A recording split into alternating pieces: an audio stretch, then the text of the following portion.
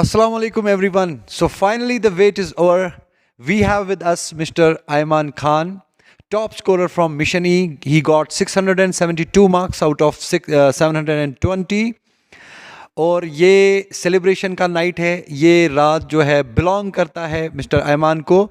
तो मैं बिना कुछ कहे आयमान को डायरेक्टली माइक हाथ में थमा के पूछना चाहता हूँ कि मिस्टर आयमान कैसा लग रहा है आपको? हाउ इज द जोश? अस्सलाम वालेकुम। सबसे पहले तो मैं शुक्र करना चाहता हूँ अल्लाह ताला का जिसने इस शर्फ़ के लिए मुझे बख्शा, और उसके बाद मेरे वालिदैन का, बाबा का, मम्मी का, और उसके बाद मेरे टीचर्स का जो आज मेरे साथ हैं, मेरे जो मेन गुरु हैं और जिनने मेरे को मतलब इस पूरी प्रिपरेशन में मेन डायरेक्शन दी। तो मैं यही कहना चाहूँगा कि सबको थैंक्स है, जो मेरे को जितने पिछले टीचर्स हैं, जो ये अभी के मेरे टीचर्स हैं, इनने मेरे को बहुत ज़्यादा हेल्प किया है। जिस तरीके से मतलब आपको हम बताते हैं कि आपको ट्यूशन में ज़रूरत पड़ती है, आपको मटेरियल की, आपको टेस्ट्स की, इनका सब कुछ कोइंसाइड था। इनकी डीपीपी जो थी वो काफ़ी अच्छी थी, और जितना कि आपको ज़रूरत होता है, कुछ जंक नहीं था, कुछ बाहर का नहीं था, एकदम क्रिस्प था। और वही था, वो सब चीज़ें थी जो आपको हेल्प करती है, क्योंकि आपको एक्स्ट्रा नहीं पढ़ना है ना। क्योंकि जैसे कि हमारे टीचर्स ही बोलते हैं कि नीड इज़ नॉट मतलब आप कितना पढ़ते हो, कितना ज़्यादा पढ़ते हो, ये क्या है कि आपको कितना पता है कि कितना छोड़ना है, कितना नहीं पढ़ना है। ठीक है, तो उस तरीके से स्मार्ट स्टडी करा के इन्हें काफ़ी ज़्यादा हेल्प कराई। और आज मैं बासित सर को बहुत ज़्यादा थैंक्स करना चाहता हूँ, जाहिद सर को बहुत ज़्यादा थैंक्स करना चाहता हूँ। इन्हें मेरे को बहुत ज़्यादा हेल्प की, whenever I had a doubt, ये इन्हें बहुत ज़्यादा हेल्प की है। हामिद सर को बहुत ज़्यादा मैं हेल्प करना चाहता हूँ। इन्हें मेरे को स्टार्टिंग से बहुत अच्छी काउंसलिंग की है, मैं आपको क्या बताऊँ। और जिस तरीके से ये आपको एक स्टडी के पाथ के साथ लेते लेते आपको एक रिलीजियस पाथ के साथ भी आपको बहुत अच्छी तरीके से गाइडेंस देते हैं, तो वो बहुत ज़्यादा हेल्प करता है आपको। और बस मैं यही कहना चाहूँगा, और thanks to all. So Aiman, 672 is not क्या मैं बताऊं, ये बहुत एक ड्रीम है बहुत सारे बच्चों के लिए। वहाँ तक जाना एक छोटा स्कोर नहीं है, काफ़ी एक बड़ा अचीवमेंट हम इसको कह सकते हैं। Are you satisfied with the score yourself? Were you expecting higher, lower? What were your expectations? इसमें मैं यही कहना चाहूँगा, तो देखो एक्सपेक्टेशंस तो थोड़ी ज़्यादा थी मुझे, मेरे से कुछ सिली मिस्टेक्स हुई, जो कि मेरी वो होता है उस वक्त, आपका ये चांस फैक्टर होता है। बट क्योंकि मेरे टीचर्स ने पूरा एफर्ट दिया था, मेरे जो वहाँ पर टेस्ट थे उसमें मेरे अच्छे मार्क्स इससे ज़्यादा आ रहे थे। और जिस तरीके से मैं ओवर द ईयर, जिस तरीके से हर वीक मैंने टेस्ट दिया है, टॉपिक कंप्लीट हुआ, उसके बाद अच्छे से टॉपिक वाइज टेस्ट हुए, फिर उसके बाद सेक्शन वाइज पार्ट टेस्ट हुए, एंड इन द एंड हमने बहुत सारे फाइनल फुल सिलेबस टेस्ट दिए। तो उनमें मैंने देखा कि मेरा स्कोर सिग्निफिकेंटली इम्प्रूव करता गया। मेरे को अपने आप में वो नज़र चेंज आती गई, वो डायरेक्शन मुझे अपने आप में दिखती गई, जो कि लैग कर रहा था मैं पहले। तो मैं ये कहूँगा, लेकिन शुक्र है अल्लाह का इसमें भी, कि मतलब हर एक चीज़ में शुक्र है जो आज मेरे को मिला है, और मैं इसमें बहुत ज़्यादा खुश हूँ। And again thanks to you all, thank you. अच्छा जाहिद सर, आयमान, आपका जो जेई में भी सिलेक्शन हुई है, आप उसके बारे में भी लाइक हमारे बच्चों से शेयर करो कि वहाँ और नीट के दरमियान क्या आपको डिफरेंस लगा? में भी और कास्ट में इनका 8th रैंक है। माशाल्लाह माशाल्लाह। और जेईई में इनका जो है 96-97% इसके आ रहा है। तो जेई और जो नीट है, इनकी जो प्रिपरेशन है, क्या ये डिफरेंट है, क्या ये सेम है? प्रिपरेशन में क्या डिफरेंस रहती है इन दो में? मैं अपने हिसाब से यही कहूँगा कि फ़र्स्ट ऑफ़ ऑल इसमें डिफरेंस तो है, क्योंकि आपको जो नीट है वो एक अलग सेट ऑफ क्वेश्चंस मांगता है, और जेई जो है वो एक अलग सेट ऑफ क्वेश्चंस मांगता है। सिलेबस सेम है, बट जिस तरीके से मतलब मैंने जाहिद सर से पूछा है, मैंने बासित सर से पूछा है, तो उनने मुझे यही बताया कि आपको अगर जेई देना है तो आप इस तरीके से क्वेश्चन बैंक एक मुझे दिया था उनने, तो ये सॉल्व करो। अगर आपको नीट देना है तो ये वाला है। तो डिफरेंस ओवरऑल ये रहती है कि आपको कितना डेप्थ चाहिए, आपको कितना ज़्यादा पढ़ना है और कितना नहीं पढ़ना है, जो ओवरऑल नीट में है। लेकिन जेई में क्या है ना, आपको काफ़ी ज़्यादा अंदर तक जाना पड़ता है, एनसीईआरटी के थोड़ा बियॉन्ड आपको जाना पड़ता है। नीट में नहीं उतना जाना पड़ता है। एनसीईआरटी में आपको, उसमें नीट तो उसी के अंदर आ जाती है, ज़्यादातर उसी के अंदर आ जाता है। लेकिन जेई में आपको काफ़ी सारे आजकल ऐसे क्वेश्चंस आ रहे हैं, केमिस्ट्री में आ रहे हैं आजकल, ट्रेंड है जिसमें मैंने पेपर दिया केमिस्ट्री में, आउट ऑफ एनसीईआरटी काफ़ी सारे क्वेश्चन आए थे जेई में। तो इनने मुझे वैसे ही, जैसा कि क्वेश्चन बैंक में हमने किया, हमने ओवर द ईयर पढ़ा वो, उसके बाद क्वेश्चन बैंक में कुछ एक्स्ट्रा अगर होता है वो आप लोगों ने उस तरीके से उसमें डाला हुआ था, और वो उससे कवर हो गया। और अल्हम्दुलिल्लाह उसकी वजह से, और अभी कंप्यूटर साइंस ब्रांच में NIT श्रीनगर में सीट निकली है। एंड सिमिलरली स्क्वाश में, जो कि आपने नीट में जैसा बोला था, स्क्वाश का भी आपने मुझे बोला था, तो उस तरीके से उसमें भी उसी तरीके से पेपर आया और अभी नीट में भी उसी तरीके से पेपर आया। Thank you. अच्छा आयमान, जैसे कि हम सबों को पता है कि आपने नीट भी क्वालिफाई किया, JEE भी क्वालिफाई किया और आपने स्कॉस्ट में भी माशाल्लाह बहुत अच्छे नंबरात से आप 8th, मेरे ख्याल से 8th पोजीशन पे वहाँ थे। आप मुझे बता सकते हैं कि IIT में आपने क्यों नहीं पार्टिसिपेट किया? जब हम बोल रहे थे आपको बोल रहे थे कि आप IIT में भी पार्टिसिपेट करो, आपने एडवांस के लिए क्यों नहीं किया? एक्चुअली मैं ये कहना चाहूँगा कि वो मेरा पर्सनल एक ये था कि मैं काफ़ी ज़्यादा एग्जॉस्ट हो गया था तो उस टाइम पे मेरे को लगा कि लाइक नीट के बाद अब मैं फर्दर 15-20 डेज़ नहीं कर पाऊँगा शायद, क्योंकि हेल्थ भी मैटर करती है। आप लोगों ने हमेशा हेल्थ को भी सपोर्ट किया है, अपने उधर भी किया है, तो उस चीज़ को अपने अंदर मतलब वो समझते उस चीज़ को मैंने सोचा कि चलो देखते हैं, इतना काफ़ी है तो ये मैं स्किप कर सकता हूँ। भाई साहब आपको क्या लगता है और एक सवाल, बच्चा क्वालिफाई करता कि नहीं? जब आप हमेशा बोलते थे कि IIT इसका असली असल में इसका कब है IIT कर सकता था आराम से। जी सर, प्लीज। देखो आयमान बेटा, आप कह रहे हो कि आप एग्जॉस्ट हो गए इसीलिए आपने एडवांस्ड नहीं दिया। अब जो बच्चे हमारे रिपीटर है, ये भी तो हमें यही एक्सक्यूज लेंगे सर हम एग्जॉस्ट हो गए, तो इनकी तो मोटिवेशन कम हो जाएगी। कर रहे थे ना ड्यूरिंग प्रिपरेशन। आप उन बच्चों को कैसे मोटिवेट करोगे जो आप रिपीटर बैच में है? How will you motivate them कि एग्जॉशन से ओवरकम कैसे करना है? Should there be any external motivation और there should be something burning inside you, an internal motivation? इसमें मैं यही कहना चाहूँगा कि अगर आप एक रिपीटर हो, मैं पहले अपना कहना चाहूँगा कि मैंने इसलिए नहीं किया क्योंकि मेरी जो प्रिपरेशन थी वो कंटिन्यूस थी, उसमें मैं कोई गैप ले नहीं सकता था। तो उस टाइम पे मेरे को लगा कि मेरी हेल्थ जो है वो मेरी ब्रेक मांग रही है, तो इसलिए मैंने वो चीज़ स्किप की। लेकिन अब जो रिपीटर है वो ऑलरेडी अभी एक सिग्निफिकेंट गैप ले चुका है, ब्रेक ले चुका है, और उसका माइंड अभी फ्रेश है। और अभी भी अगर कोई इस चीज़ पे रिपीट मतलब नहीं जाना चाहता है, कोई रिलक्टेंट है थोड़ा, तो आप सबसे पहले अपने मॉम डैड को पकड़ो, अपने घर वालों को पकड़ो, आप उनकी तरफ देखो एंड सोचो कि मतलब उनके चेहरे पे खुशी क्या आएगी जिस दिन वो रिज़ल्ट आएगा, वो चेहरे पे खुशी क्या होगी, वो किस तरीके से वहाँ खड़े होंगे आपके साथ। तो उस चीज़ को अपनी आंखों में रखते हुए आप एक एक दिन निकालो, खुद को रिवॉर्ड करो, कंटिन्यूस नहीं पढ़ना, एग्जॉस्ट नहीं करना है। अपने अंदर वो एक होप रखो कि मेरे को पेरेंट्स को प्राउड करना है, आपके पीयर्स होते हैं, आपको पीयर प्रेशर होता है, आप उनके सामने आपको आउटस्टैंड करना है। तो एक तरीके से उस तरीके से आप खुद को मोटिवेट रख सकते हो, खुद को साथ साथ में रिवॉर्डेड रखो कि मैं इतना करता हूँ उसके बाद चलो मैं ये करता हूँ। शॉर्ट ब्रेक्स लो, अच्छे से पढ़ो और हो जाएगा इंशाल्लाह, क्यों नहीं हो जाएगा। अगर आपके पास अच्छी गाइडेंस है जैसे मेरे पास थी, इंशाल्लाह आप भी, अब क्यों नहीं कर पाओगे, आप कर पाओगे इंशाल्लाह। आयमान, जो हमने देखा कश्मीर में टिल 2020 कश्मीरी बच्चा जो होता था टॉप स्कोर 650s के आसपास रहता था। तो 650 से ज़्यादा कोई कश्मीरी बच्चा आज तक, लास्ट ईयर तक इनफैक्ट स्कोर नहीं कर पाता था। तो एक साल में, पिछले एक साल में आपको क्या लगता है कि क्या बदला? मैं कश्मीरी बच्चों में एक बदलाव देख रहा हूँ कि people are coming with the mindset कि sir we have to score 700, some people say we will score 720 out of. तो कश्मीरी लड़कों में जिनको लगता था कि हम 650 के ऊपर नहीं जा सकते हैं, इस बार का रिजल्ट आप देखोगे, आई एम एक्सपेक्टिंग कि there will be Kashmiri students जो 690s में होंगे, 695 में, और आई एम होपिंग कि काश ऐसा कोई कश्मीरी बच्चा भी होता कि जो 700 भी स्कोर या क्रॉस करेगा। तो आपको क्या लगता है कि ये माइंडसेट में एक पैराडाइम शिफ्ट नज़र आ रहा है, ये कैसे हुआ बच्चों में? व्हाट इज़ द, आपको पर्सनली मैं आपसे पूछूंगा, आपको मोटिवेशन कहाँ से मिला? जब मैंने स्टार्ट की अपनी प्रिपरेशन, उस टाइम पर भी यही एक स्टिग्मा था कि आपको 550 500 आप इतना लाओ तो आपका हो जाएगा। लेकिन जैसे जैसे आगे बढ़ता गया, खुद ही एक बार रेज होता गया। ये मेरे को क्या लगता है, सबसे पहले तो एक चीज़ ये भी है कि 2020 में ही ये इंस्टीट्यूट भी लॉन्च हुआ, एंड इधर पर भी काफ़ी सारे मेरे को लगता है इस साल भी काफ़ी सारे सिलेक्शंस, इस साल से ओवर 100 सिलेक्शंस आ रहे हैं इधर। तो उस हिसाब से आप खुद भी देख सकते हैं कि आपने यहाँ एक ओवरऑल कंपटीशन बढ़ जाता है, और सब कुछ बच्चे अवेयर होते हैं, बच्चों को सब पता होता है, आजकल सब कुछ ऑनलाइन है। आप लोगों ने ऑनलाइन तरीके से पढ़ाना स्टार्ट किया। किसी को मुश्किल होता था ऑफलाइन आने में, उसने ऑनलाइन पढ़ा। कोई ऑफलाइन आ पाता था वो आया।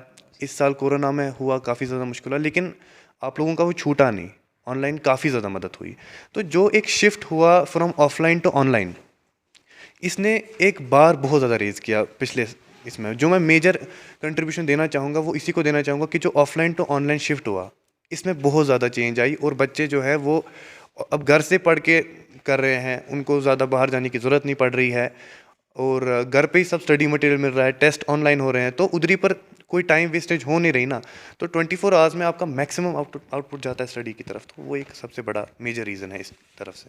जी, तो आपका कहना है कि corona was a blessing in disguise, so people took time to realize their potentials, and we also took time to realize what we can do offline and what we can do online. But जहाँ तक मुझे लगता है कि जो हमारा last year का topper था Basit Bilal Khan, credit should go to him because that is the guy who changed the mentality of whole mindset of Kashmiri students. Because जब उसने पढ़ा उसके टाइम पे तो ऑनलाइन तो था नहीं, उसने ऑफलाइन ही पढ़ा क्योंकि कोरोना का इतना ज़्यादा इम्पैक्ट उसकी एजुकेशन पे नहीं था। तो मुझे लगता है कि आप उसको किस नज़रिए से देखते हो कि जो उसने स्कोर किया 695, he created a history that time and it was a score which was achieved first time in the history by a Kashmiri student. He was just short of 4 or 5 questions to be the national topper. What do you feel? What is his role in inspiring the students, and what do you want to say about it? जो ही last year का वो result आया और बासित भैया थे, वो इस तरीके से टॉप किया उनने, तो वो एक उनका एक फेस वैल्यू बना। जिस तरीके से उनने वो एक उनका भी एक बहुत ज़्यादा इंपॉर्टेंट रोल है क्योंकि बच्चों ने उनको देखा, मैंने उनको देखा। जब उनको देखा तो समझ आया कि नहीं मतलब पॉसिबल है इतना स्कोर करना और हो चुका है एक बार, मतलब records are meant to be broken. उनने वो तोड़ दिया और उसके बाद समझ काफ़ी ज़्यादा आ गया कि नहीं हो सकता है। एक धूल थी कि वहाँ नहीं जा सकता कश्मीरी बच्चा, मगर जब वो हट गई ना तो सबको दिखाई दिया कि वहाँ उसके नीचे था क्या। और कितना ज़्यादा मतलब कितने सारे स्टूडेंट्स हैं जिनने उनको फॉलो किया, बहुत सारे थे इंक्लूडिंग मी। उनने जिस तरीके से बोला और मैं मतलब खुद को खुश नसीब समझता हूँ कि सेम सेट ऑफ टीचर्स मुझे भी मिले, तो उस हिसाब से उनको फॉलो किया, उनका वो फेस वैल्यू समझा कि वो जो है वो आज किस तरीके से है, क्यों है, जहाँ पर वो है उनके पीछे मकसद वो कहाँ से आए, उनने किस तरीके से अपना गोल अचीव किया और क्या सेट किया था, उनने वो शेयर किया हमारे साथ। उनने अच्छे तरीके से बोला, वो बार सेट किया हमारे लिए और हमारे को भी एक क्या बोल सकते हैं कि एक फायर अंदर आ गई हमको कि नहीं हम भी करेंगे, हमें करना है। उनने किया, हम भी करेंगे। 695 हम 700 करेंगे, उनने उस तरीके से कहा, तो हमें भी लगा कि नहीं मतलब 695 नहीं 700 करना है, हमें मेहनत करनी है, हमें बहुत ज़्यादा मेहनत करनी है। तो इस लिहाज से हमारी वो काफ़ी ज़्यादा मदद हुई। अच्छा, आपका जो सब्जेक्ट कॉम्बिनेशन था, वाज इट PCB और it was PCMB? It was PCMB, तो उसी हिसाब से JEE भी मैं अपेयर कर पाया, तो PCMB था और उस तरीके से वो JEE निकला। जैसे आयमान, मैं जहाँ पर मेरा जो स्टूडेंट्स के साथ मैं जब बात करता हूँ, स्टूडेंट्स जो भी बच्चे PCB में आते हैं, जो मैथ्स छोड़ देते हैं, एक 10th क्लास तक आप मैथ्स पढ़ते हो, बाद में 10th में आपने छोड़ दिया मैथ्स, तो मैं हमेशा कोशिश करता हूँ स्टूडेंट्स को ये बताने की कि मैथमेटिक्स आप 10th में ना छोड़ें, एटलीस्ट आप 12th तक मैथमेटिक्स पढ़ें, दैट विल हेल्प। ज़्यादा सवालात की बूछाड़ मत करिए, पहले हम सिर पे करेंगे बच्चे के साथ। चलो बेटा, चलिए, कॉन्ग्रेचुलेशंस, कांग्रेचुलेशंस जी, कांग्रेचुलेशन। मेरी ओर से थोड़ा सा पहले मुंह में हल्का सा खाएंगे आप, थोड़ा बचेगा मेरा मीठा सा, मेरे हाथ से भी और खाएंगे। यहाँ से थोड़ा चीक्स भी लगाएंगे। नहीं कांग्रेचुलेशंस। हाँ, चलिए। भूख मारो इसको। Thank you so much. तो चूँकि मुझे लगता है हमें यहाँ पर बहुत सारे पेरेंट्स हजरात भी देख रहे होंगे जिनको अपने बच्चों का जो है सब्जेक्ट्स दिलाने होंगे in the near future, in the 11th class 12th, what do you suggest कि एक पेरेंट को बच्चे से मैथ छुड़वाना चाहिए जस्ट आफ्टर 10th क्लास, और यू विल से कि no, maths is a subject which a student should at least study till 12th class? So what are your suggestions for this? इसमें prime decision सबसे पहले student का ही है।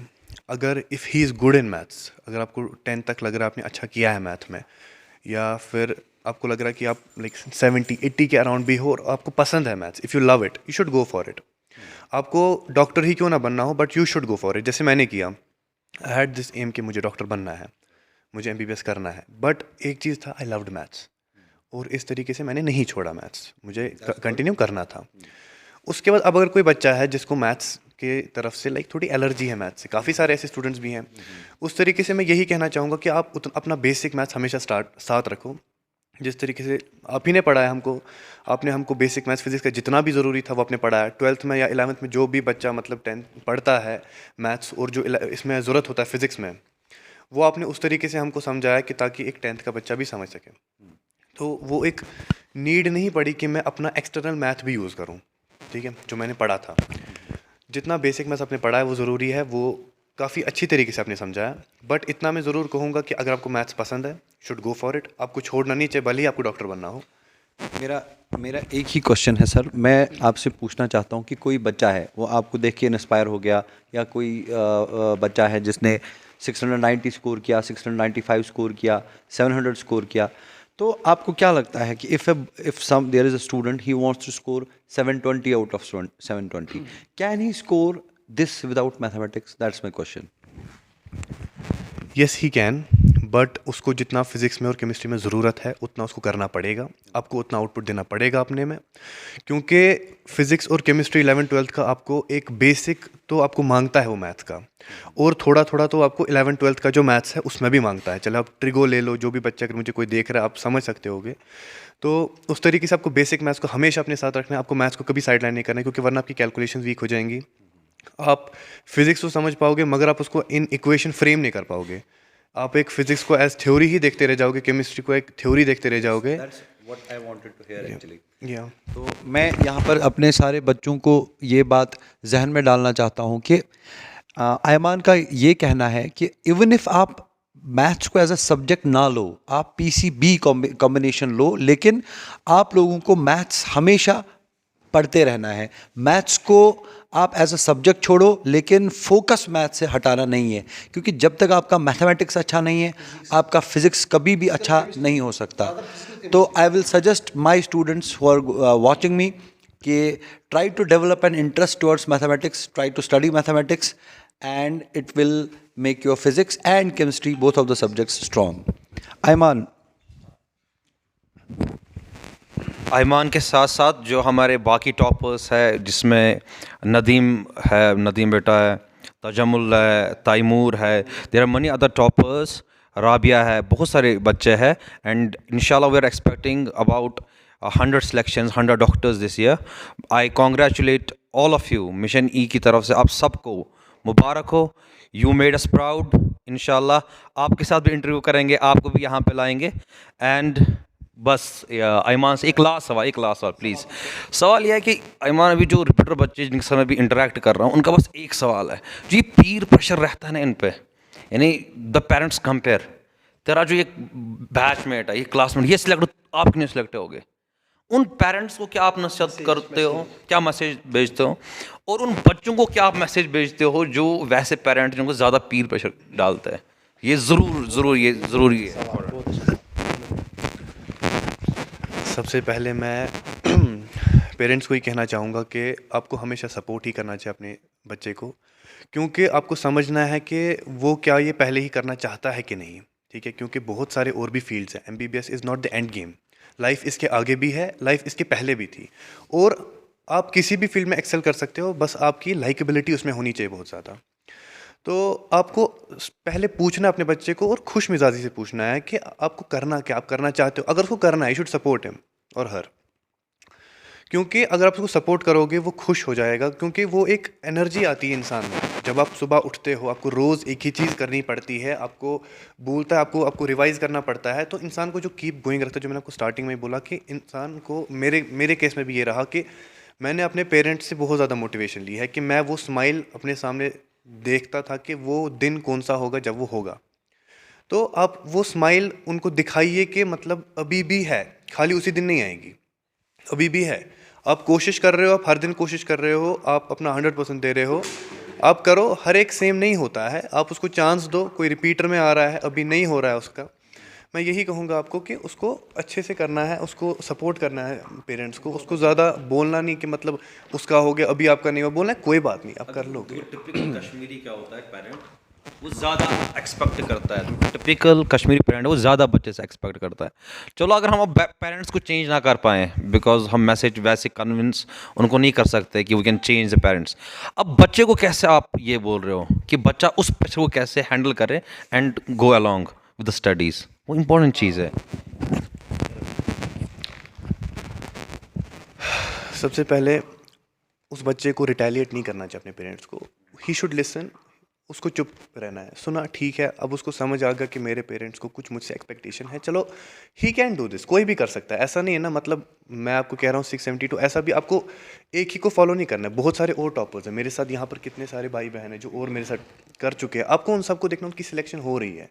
आप देखो कि आप देखो उन सब ने क्या किया, और आप फिर देखो कि आपकी मेंटालिटी उसमें कहाँ मैच करती है। आप प्योरली किसी को फॉलो जब करोगे, एक बंच को करोगे, किसी इंस्टीट्यूशन को करोगे, आपको फिर आपका नेचुरल इंस्टिंक्ट खुद बोलेगा कि आप कहाँ पर लाई करते हो, आपको किस तरीके से जाना है, ठीक है। तो और मैं ये कहना चाहूँगा कि खुद को इस तरीके से रखो, आप ऐसे कंपटीशन में स्टैंड करो, आप समझो कि मेरा टारगेट ये है, मुझे 700 लाने हैं, मुझे 690 लाने हैं, ठीक है। आप छोड़ दो ना, मतलब वहाँ पर कंपटीशन कितना है, वहाँ पर कितना, वहाँ पर क्या है, आप सोचो। आपको खुद के साथ कंपटीशन है, आपको 690 700 लाने, 720 लाने हैं, बस ख़त्म सारा कंपटीशन। आप देख रहे हो कि वहाँ खाली आप बचे हो ना, आपके सामने किताब है और आप हो, दैट्स इट। आप टेस्ट दे रहे हो, आप सोचो मुझे, अब छोड़ दो ना, एक सेकंड के लिए कट शॉर्ट कर दो, वहाँ कोई और एग्जिस्ट ही नहीं करता इस दुनिया में, खाली आप हो। यस, क्योंकि खत्म सारा कंपटीशन, आपके दिमाग में खत्म। आपको टाइम लगेगा थोड़ा इसमें सोचने में, बट जैसे जैसे आप करते जाओगे ना, आप देखोगे आपका स्कोर भी बूस्ट होगा, आप एकेडमिकली भी अच्छे कर रहे हो, आपके पेरेंट्स भी खुश होंगे, आपके ओवरऑल एक एटीट्यूड में अच्छा बिहेवियर चेंज आएगा। One last question to Ayman. Bas last question. This is a very important question which I want to ask. यहाँ पर कश्मीर में एक मिथ है। अगर आप देखोगे, हमें जाहिद सरोवर में, हम जब इस लाइन में आए थे तो हम इसीलिए आए थे कि हम कुछ अलग करें इस फील्ड में, कुछ अलग करें, कुछ यहाँ के बच्चों को हम कोशिश करें कि वो नेशनल लेवल में compete करें। उसके लिए जो भी हमने किया, दैट्स अ सेकेंडरी क्वेश्चन। मैं आपसे ये पूछना चाहता हूँ कि अक्सर जो एक टिपिकल कश्मीरी पेरेंट होता है, या मैं एज अ पेरेंट हूँ, एज अ कश्मीरी, मुझे लगता है कि कश्मीरी स्टूडेंट एक बाहर के बच्चे के साथ compete नहीं कर पाएगा, पता नहीं क्यों। जैसे बाहर का कोई बच्चा है, वो 700 लाता है, 700, ऑल्दो इट्स गुड, बट आपको क्या, आपका व्यू पॉइंट क्या है कि एक कश्मीरी क्या बाहर के बच्चे के साथ compete कर सकता है? What are the additional things which we have to give? Do you feel कि वहाँ पर कुछ अलग होता है जो यहाँ पर नहीं होता है बच्चों के साथ? क्या आपको लगता है कि कहाँ पर थोड़ा बहुत, जैसे अभी हम देखेंगे अगर कश्मीर में कोई टॉपर हुआ, जैसे हमारा टॉपर था या किसी का भी टॉपर होगा कश्मीरी बच्चा, नेशनल टॉपर और कश्मीरी टॉपर में it will be a difference of 4 questions, not more than that. तो अभी मुझे लगता है कि कश्मीरी स्टूडेंट्स धीरे धीरे वहाँ पहुँच रहे हैं इंशाल्लाह, और in the near future you will see कि कश्मीरी बच्चा नेशनल टॉपर होगा, and I have that gut feeling कि ऐसा होगा। एंड 3 4 5 क्वेश्चंस का फ़र्क रह रहा है। तो what do you feel we need to put as mentors, we need to put more efforts, or a student needs to put more efforts? Where do you feel is the gap, if there is any gap? देखो, इसमें मुझे तो नहीं लगता कोई ऐसा major gap है, major क्या कोई माइनर गैप भी नहीं है। इट्स सिमिलर, जो वहाँ है वो यहाँ है। अब डिपेंड करता है कि हमारे को एक बच्चे की मेंटालिटी कैसी है, उसके ऊपर कितना प्रेशर है, ठीक है। क्योंकि वहाँ पर ऐसे बहुत ज़्यादा होते हैं ना, आप देखोगे कि ऐसे स्टूडेंट्स होते हैं जो टोटली कट ऑफ रह जाते हैं बहुतों से, उनके पास फ़ोन नहीं होता है, उनका कोई फ्रेंड नहीं होता है, वो एग्जैक्टली टोटली आइसोलेटेड हो जाते हैं। कहीं पर यहाँ पर इंसान अपने एक, मतलब मेरे जो भी भाई बहन जितने भी सुन रहे होंगे मेरे को, आपको एक काम करनी है कि आपको अपने आप को आइसोलेट करना सीखना है। आपको खुद को हाँ करना पड़ेगा, क्योंकि वरना आप कुछ कर नहीं पाओगे। आपको खुद को अकेला समझना है कि इस दुनिया में और कोई है ही नहीं, एग्जिस्ट ही नहीं करता है। Only your teachers and parents. बस टीचर्स है, पेरेंट्स है, वो आपको जो फीड कर रहे हैं, आप समझो उस बात को, क्योंकि वो जो बोल रहे हैं आपको वो ज़रूरत आएगा। और जो भी वो बोल रहे हैं, चाहे वो आपको निकलते वक्त दरवाजे पे कुछ बोल रहे हैं या क्लास में बोल रहे हैं, वो दोनों चीज़ें इक्वली इंपॉर्टेंट है। कभी तो जो दरवाजे पे बोल रहे हैं ना, वो ज़्यादा इंपॉर्टेंट हो जाता है, क्योंकि वो आपको कुछ आउट ऑफ द बुक देने की कोशिश कर रहे हैं। वो ही डायरेक्शन है, क्योंकि मटीरियल सबके पास है। उसके पास भी वही एनसीईआरटी है, मेरे पास भी वही एनसीईआरटी है, और हमें पता है कि एनसीईआरटी बेस्ड पेपर होता है। तो बात है टेम्परामेंट की, एग्ज़ाम टेम्परामेंट की। वो एग्ज़ाम टेम्परामेंट बच्चे को डेवलप करना है, आपको टेस्ट देने हैं। अगर मैं कहूँगा कहीं पर लैक रह रहा है कोई, वो 2 या 3 टेस्ट की होगी, उसने 3 मॉक टेस्ट ज़्यादा दिए होंगे, इसने 3 मॉक टेस्ट कम दिए होंगे। ये मतलब ये माइनर डिफरेंस है, कहीं ये भी नहीं होगी। बट मैं अगर कुछ पॉइंट आउट करना चाहूँगा, मैं यही करना चाहूँगा, क्योंकि मॉक टेस्ट ही आपको बहुत ज़्यादा हेल्प करते हैं। मैंने भी बहुत सारे मॉक टेस्ट दिए, आप लोगों ने बहुत सारे मॉक टेस्ट करवाए हमको। तो इस तरीके से ये मॉक टेस्ट मेरे हिसाब से मेजर चीज़ रहती है जो आपको एक प्रिपरेशन में काम आती है। Thank you so much. तो मैं और एक चीज़ में ऐड करना चाहता हूँ, जो ये भी बोल रहे थे, बासित सर भी बोल रहे थे कि नेशनल लेवल पे जो बच्चे होते हैं, उसमें सर एक और फैक्टर है जो साइकोलॉजिकल भी है और मैथमेटिकल भी है। No no no no no, quantity breeds quality. जितना आपका सैम्पल साइज़ बड़ा होगा, उस सैम्पल साइज़ में से आपको ज़्यादा साइंटिस्ट्स भी निकलेंगे और खराबाती लोग भी निकलेंगे।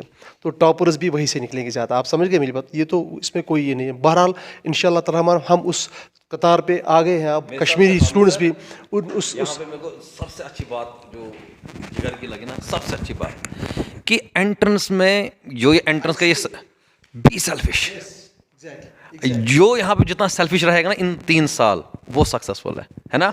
अगर फ्रेंड्स है, मुझे फ्रेंड का कॉल है, गेस नाराज, गो खत्म, इज अ डिस्ट्रैक्शन। तो मैं चाहता हूँ कि मैं सबसे पहले मैं सबों को मुबारकबाद देना चाहता हूँ, जितने भी टॉपर्स हमारे यहाँ इस वैली में हैं, चाहे वो 695 अटेन किया है, 690 अटेन किया है, 692 अटेन किया है, 685 अटेन किया है, 672 अटेन किया है, या 665 भी अटेन किया है। It's a very good score. I congratulate all of you toppers, all of जो हमारे इंक्लूडिंग हमारा टॉपर है, सबों को मैं कंग्रेचुलेट करता हूँ। और उन सभी बच्चों को मैं कंग्रेचुलेट करता हूँ जिन सबों ने क्वालिफाई किया नीट और JEE या बाकी जो भी एंट्रेंस एग्जामिनेशंस है। और उनको भी मैं, उन बच्चों को जो इस साल क्रैक नहीं कर पाए, उनको मैं ये हौसला अफजाई के लिए एक चीज़ बताऊंगा, failure is the first step of success. ये याद रखना हमेशा, first step of the success. जो कोई फेल नहीं होता है वो ज़िंदगी में कभी कामयाब नहीं होता है बेटा। फेल होना है कामयाब बनने के लिए, और ये बात याद रखो, आप हौसला रखो। आप आज उस वक्त उस जगह पर हो, आप फेल हो, दूसरी साल आप इंशाल्लाह इस सीट पे बैठे होंगे और हम आपसे यही इंटरव्यू कर देंगे। Thank you so much, thanks a lot viewers. शुक्रिया। अब बासित सर भी कुछ पूछना चाहते हैं। वंस अगेन मैं कॉन्ग्रेचुलेट करना चाहता हूँ आयमान को, जिसने नीट भी क्वालिफाई किया, JEE भी क्वालिफाई किया और स्कॉस्ट एग्ज़ाम भी क्वालिफाई किया। और मैं सारे अपने व्यूवर्स को, बच्चों को स्पेशली ये बोलना चाहता हूँ कि इस सारी डिस्कशन में बस एक ही बात है जो आयमान ने कहा कि you have to be very determined, you have to set your goal, be selfish, isolate yourself. और सबसे इम्पोर्टेंट बात जो मुझे आयमान का अच्छा लगा कि फ़ोन से कट ऑफ, फ़ोन आपके पास नहीं होना चाहिए। At least social media is a biggest distraction जो आजकल के बच्चों में पाया गया है। सोशल मीडिया से दूर रहिए, लाइफ बनाइए। Thank you so much. अस्सलाम वालेकुम।